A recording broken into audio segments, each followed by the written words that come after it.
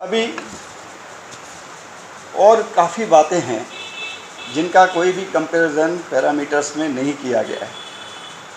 Navi Mumbai area मैंने बताया 162, वहाँ पे गाड़ियाँ लगती है, क्योंकि गाड़ी घोड़े का भी हिसाब है ना इसमें, गाड़ियाँ, मैन पावर, वहाँ पे गाड़ियाँ लगती हैं 180, जिसके ऊपर ड्राइवर और लेबर प्रोजेक्ट में लगते हैं 700। और उनको, ठेकेदार को, नवी मुंबई महानगर पालिका ने कोई भी गाड़ी खरीद के नहीं दी है, सब पैसा उसको लगाना है। आ जाओ नासिक में, एरिया मैंने आपको बता दी 264, वहाँ पे गाड़ियाँ हैं 280, 280, उसके ऊपर लेबर वगैरह मिला के 450 लोग उन्होंने लेबर वगैरह लगाया है। महानगर पालिका ने उनको कुछ भी नहीं दिया, कोई भी गाड़ी नहीं दी खरीदी। अंबरनाथ में एरिया है 30 स्क्वायर किलोमीटर, उन्होंने 60 गाड़ियाँ लगाई हैं।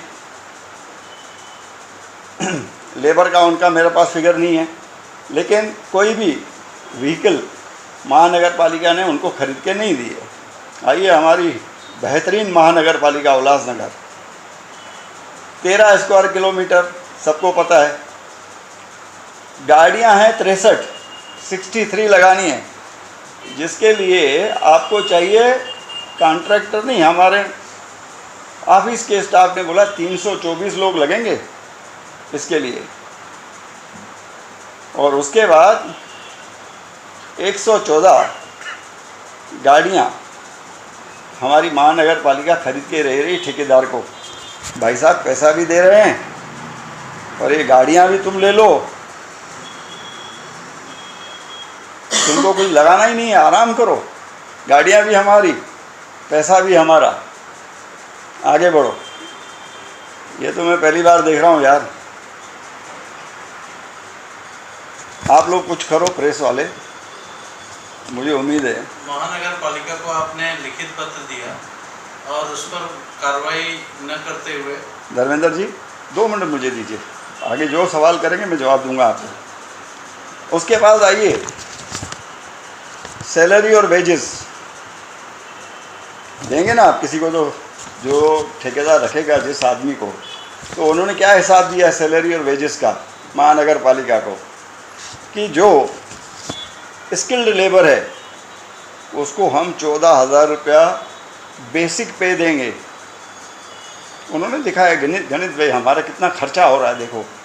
और जो अनस्किल्ड है उसको हम 11,500 देंगे। उसके बाद हम उनको स्पेशल अलाउंस देना पड़ेगा, हमको 6,160 स्किल्ड के लिए, 6,160 अनस्किल्ड के लिए, दोनों को स्पेशल अलाउंस देना पड़ेगा। उसके बाद हमको उनको भाड़ा देना है, HRA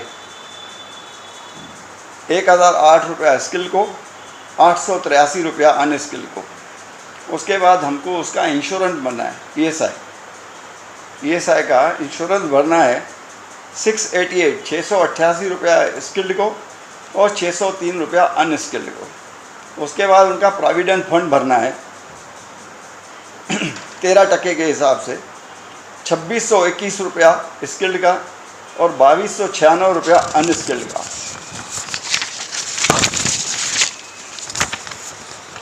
उसके बाद महाराष्ट्र लेबर वेलफेयर बोर्ड के हिसाब से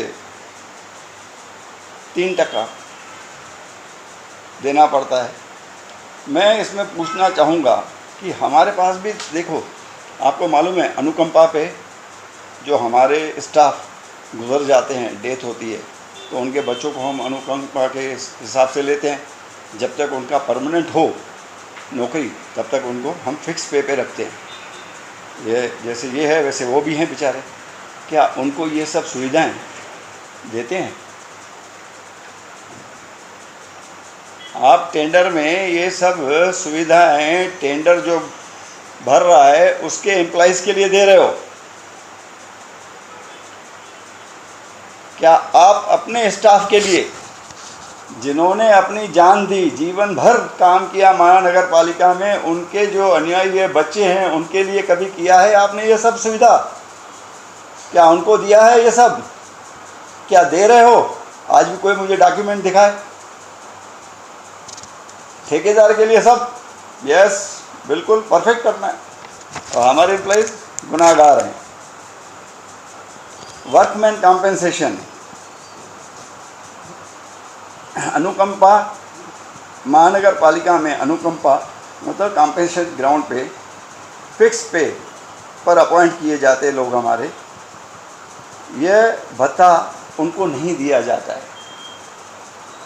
ये भत्ता जो है वर्कमैन कॉम्पेंसेशन विथ इंश्योरेंस, ये उनको नहीं दिया जाता। कल कोई घटना घटे तो वो बेचारा जो हमारे पास है अनुकंपा पे, वो मर जाएगा, कुछ भी हो जाएगा, चलेगा। लेकिन ये ठेकेदार का आदमी है, इसको ये सब देना है, इंश्योरेंस वगैरह महानगर पालिका की जेब से देना है। क्या बात है? तो आप मेरे को बताओ, ये सब बातें क्या जायज़ हैं? ये सब मिला के ठेकेदार को हर साल 4 करोड़ के लगभग फ़ायदा होता है। वो देगा नहीं देगा पता नहीं, लेकिन उसने दिया है भैया, ये सब देना पड़ेगा ना।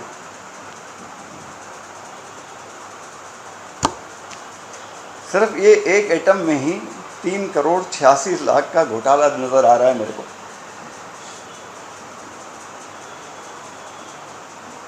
उसके बाद एक नई बात, आप में से तो कोई ठेकेदार नहीं है म्यूनसिपाल्टी में, आपका कोई नातेवाईकी, दोस्त, मित्र ठेकेदार होगा कारपोरेशन में, या कई ठेकेदारों को जानते भी होंगे आप नगर पालिका में, बड़े बड़े कॉन्ट्रैक्टर हैं, काम करते हैं।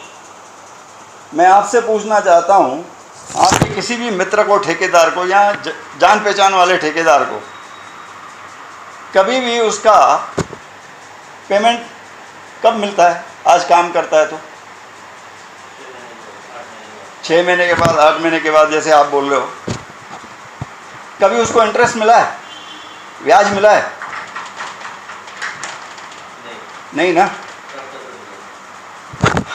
कट करके ही मिलता है, लेकिन ब्याज नहीं मिलता है। उसको ब्याज उल्टा भरना पड़ता है किसी न किसी रूप में।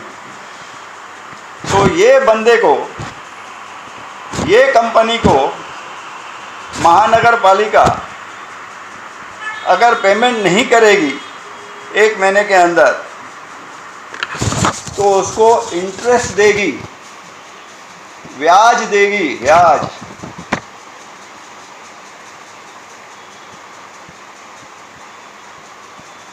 अच्छा, अब ये आपसे मैं पूरी जानकारी है। बैंक जो है, आप फिक्स डिपॉजिट रखना चाहते हो, बड़े बुजुर्ग का, खुद का, किसका भी, बच्चों का फिक्स डिपॉजिट रखते हो, तो बैंक आपको क्या इंटरेस्ट देती है? कितने टके देती है? 5%, 6%, सीनियर सिटीजन तक जाएगा, वृद्धावस्था तो 7%। आप लोन लेते हो तो बैंक आपसे कितना चार्ज करती है? कहीं 10, कहीं 11, कहीं 12।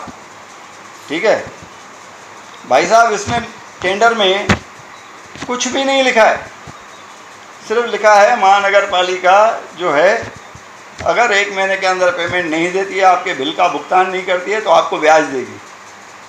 अब टेंडर निकला, उसमें कुछ नहीं, रेजोल्यूशन पास हो गया स्टैंडिंग कमेटी में, उसमें कुछ नहीं, एक्सेप्टेंस मिल गया, उसमें कुछ नहीं। अब वर्क ऑर्डर भी मिल जाएगा, बाद में आपको कंपनी कहेगी भैया डिलेड पेमेंट नहीं मिला, अब हमें हो ब्याज दो। कौन नक्की करेगा? ठेकेदार बोलेगा इतना ब्याज भर के देना है आपको मुझे। ये पहली मर्तबा मैं देख रहा हूँ। अगर इस ठेकेदार को ब्याज मिलना है, इंटरेस्ट मिलना है, तो बाकी जो अन्य ठेकेदार महानगर पालिका में काम करते हैं, उन्होंने क्या गुनाह किया? क्या वो काम नहीं करते? उनके बिल ऐसे ही बनाए जाते हैं? ब्याज एक आदमी को क्यों, वो भी कहीं भी कुछ भी खुलासा नहीं है, कितने टक्केवारी। इसके ऊपर इन्होंने लीगल ओपिनियन मांगा अपने एक बड़े वकील से, बॉम्बे हाई कोर्ट से। वो वकील साहब ने लिख के भेज दिया, भैया ये हमारे बस की बात नहीं है, ये हमारे बस में नहीं है, आप कोई विशेष जो वकील हो उससे इसका ओपिनियन ले लो। मेरे पास सब कागज़ हैं, आपको भी दे दूंगा, स्टडी कर लेना।